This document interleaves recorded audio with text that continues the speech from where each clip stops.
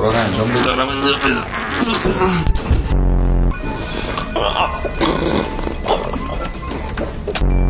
جانم رئیس، وانت جلو داره؟ الان میام خالی میکنم. سرم درد میکنه، یه هفته مرخصی برای من رد کن. مرسی.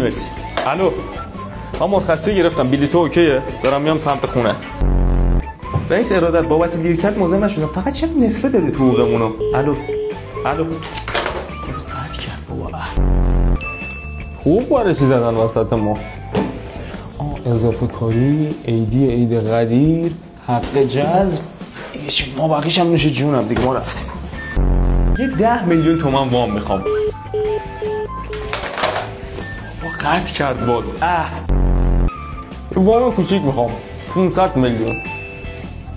واریز شد. مرسی.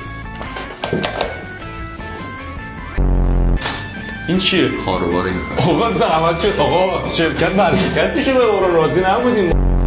خاروباره ما فقط یه وانت برنج کم نیست.